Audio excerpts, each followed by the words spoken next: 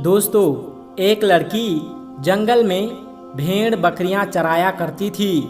लोग उसे पागल और दीवाना कहा करते थे, मगर आप यकीन नहीं करेंगे कि उसके साथ ऐसा क्या हुआ जिसे सुनकर आप भी हैरान व परेशान हो जाएंगे और बस सोचते रह जाएंगे कि यह सब मामला क्या था। इसको जानने के लिए हमारे साथ आखिर तक ज़रूर जुड़े रहिएगा।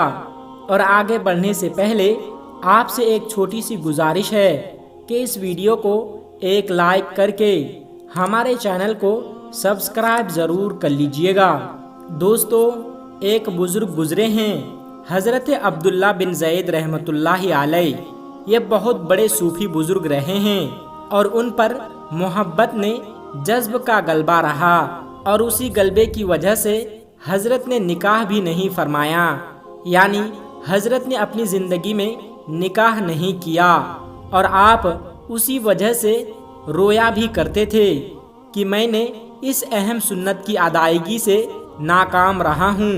जब वो बूढ़े हुए तो एक मर्तबा का जिक्र है कि वो बैठे हुए थे और एक किताब पढ़ रहे थे, तो उन्होंने किताब में क्या पढ़ा कि मेरे आकाए दो जहां सरवरे कायनात हज़रत मोहम्मद सल्लल्लाहु अलैहि वसल्लम ने इरशाद फरमाया कि जिसका इंतकाल इस दुनिया में बगैर निकाह के हो गया और वो मुसलमान मर गया, चाहे वो मर्द था या औरत थी, खा वो बच्चा था या बच्ची थी, तो क्या होगा कि अल्लाह तबारक व तआला जन्नत में आपस में निकाह करा देंगे।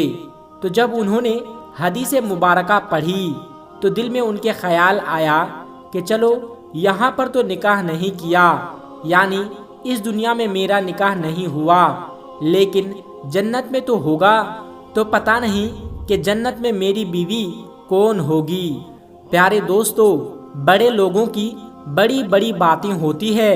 किताबों में लिखा है कि पहले रोज़ उन्होंने दुआ की अपने अल्लाह से कि ऐ अल्लाह, तेरे महबूब सल्लल्लाहु अलैहि वसल्लम का फरमान है कि जन्नत में निकाह लाजिम है, तो यहाँ तो नहीं हुआ, तो जन्नत में लाजिम है, तो ऐ मेरे परवरदिगार मुझे दिखा कि जन्नत में मेरा साथी कौन होगा। तो लिखा है कि पहली रात उनकी दुआ कबूल नहीं हुई, दूसरी रात भी उन्होंने दुआ की तो वो भी कबूल नहीं हुई। जब उन्होंने तीसरी रात दुआ की तो ख्वाब में उन्होंने क्या देखा कि एक औरत है, वो कह रही है कि मैं मोमिना वलीद हूँ और मैं बसरा में रहती हूँ। हज़रत साहब ख्वाब से बेदार हुए, तहज्जुद का वक्त था, उन्होंने तहज्जुद के नवाफिल अदा किए और नमाज फज्र बाजमात पढ़ी और सवारी ली और बसरा की तरफ रवाना हो गए। बसरा वालों ने हज़रत का बहुत अच्छा इस्तकबाल किया, वो सभी जानते थे और उन्होंने बैठा कर पूछा कि हज़रत, आप यहाँ अचानक कैसे आ गए, कोई ज़रूरी काम था क्या? तो हज़रत ने फरमाया कि मुझे ये बताओ कि तुम्हारे बसरा में कोई मैमूना वलीद रहती है? तो लोग हैरत होकर पूछने लगे कि हज़रत, आप इतने बड़े अल्लाह के वली हैं और आप इतनी दूर उस दीवानी से मिलने आए हैं। तो आपने फरमाया कि क्यों, क्या उसको कोई नहीं मिल सकता?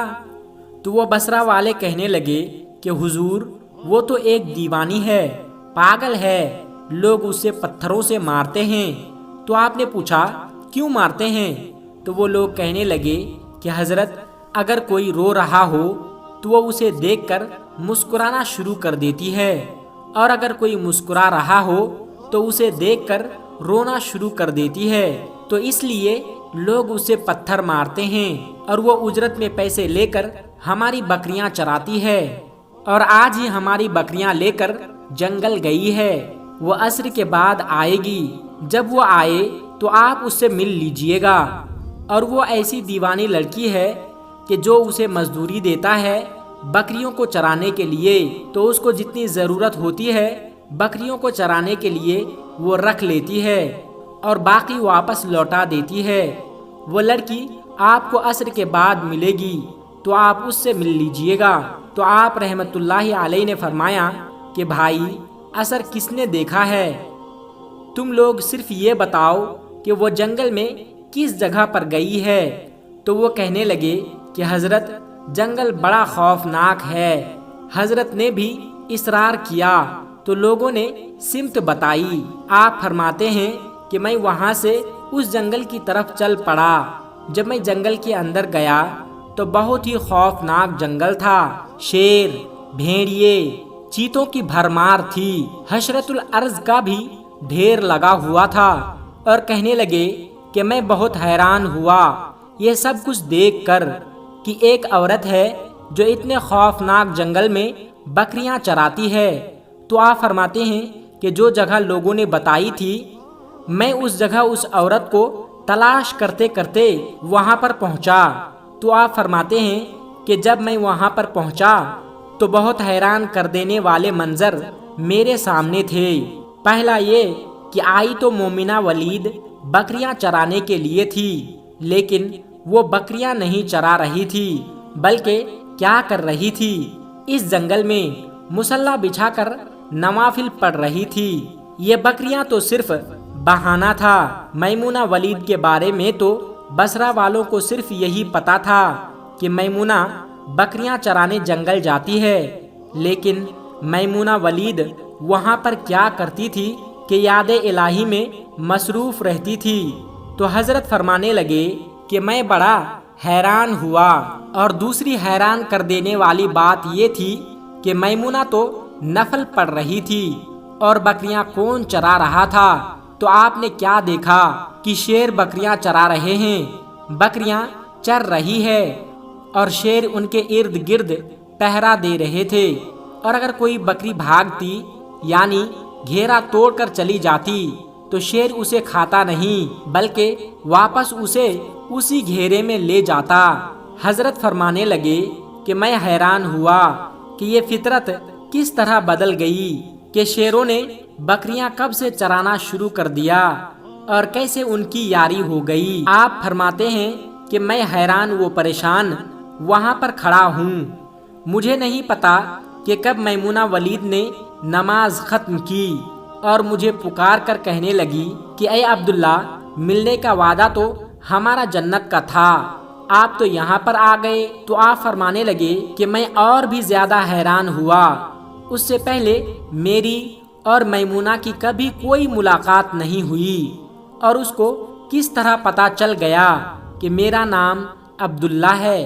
اور کہنے لگی کہ میں نے میمونہ سے پوچھا کہ میمونہ، کہ اس سے پہلے تو تمہاری اور میری ملاقات نہیں ہوئی تو تمہیں میرا نام کس طرح پتا ہے؟ تو انہوں نے کیا جواب دیا؟ تو آپ نے فرمایا کہ اے عبداللہ، جس اللہ نے رات کو میرے بارے میں آپ کو بتایا اسی اللہ نے آپ کے بارے میں مجھے بتا دیا تھا۔ تو آپ فرماتے ہیں کہ میں نے پھر سے سوال کیا کہ میمونہ، یہ تو بتا کہ فطرت کس طرح بدل گئی، یہ شیروں اور بکریوں میں صلح کیسے ہو گئی، اور شیروں نے بکریاں کب سے چرانا شروع کر دی؟ تو جواب ملا کہ جس دن سے میں نے اپنے اللہ سے صلح کی اس دن سے ان شیروں نے میری بکریوں سے صلح کر لی۔ سبحان اللہ! اس کا مطلب کیا تھا کہ جب سے میں نے اللہ کو پایا ہے اللہ نے مجھ پر رحمت کا نزول کیا۔ دوستو، جب انسان کے اندر یقین پیدا ہو جاتا ہے تو اس کی طرز فکر یہ ہوتی ہے کہ میری ہر حرکت اور ہر عمل اللہ کے رحم و کرم پر قائم رہے۔ وہی روزی دیتا ہے، وہی حفاظت کرتا ہے، وہی آفیتوں اور بلاؤں سے محفوظ رکھتا ہے۔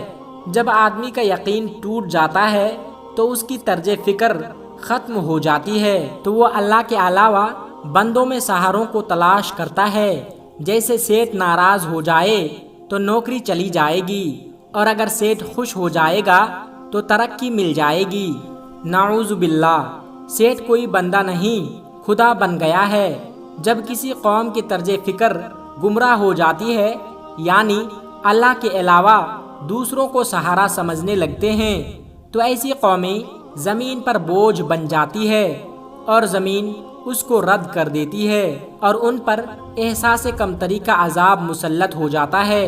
کہ انبیاء علیہ السلام کے طرز زندگی پر غور کیا جائے تو ہمارے سامنے صرف ایک ہی بات آتی ہے کہ انبیاء کے طرز زندگی اور طرز فکر یہ ہے کہ وہ ہر بات پر امن اور زندگی کی ہر حرکت کو اللہ کی طرف سے سمجھتے ہیں اور اللہ کی طرف ہی موڑ دیتے ہیں۔ اللہ تبارک و تعالیٰ سے دعا ہے کہ اللہ تعالیٰ ہم سب کو ایسی محبت اور یقین عطا فرمائیں اور اللہ تعالیٰ سے ایسا رشتہ جوڑے جو کبھی نہ ٹوٹے۔ آمین ثم آمین۔ دوستو، ہم امید کرتے ہیں کہ آپ کو آج کی یہ ویڈیو پسند آئی ہوگی۔ اگر اچھی لگی ہو تو اس ویڈیو کو ایک لائک کر کے ہمارے چینل کو سبسکرائب ضرور کر لیجئے گا۔ تب تک اپنا بہت خیال رکھیے گا اور ان کا بھی جن کا کوئی خیال نہیں رکھتا۔ پیارے دوستو، ہم ملتے ہیں پھر ایک نئے ویڈیو کے ساتھ۔ تب تک کے لیے السلام علیکم ورحمۃ اللہ وبرکاتہ۔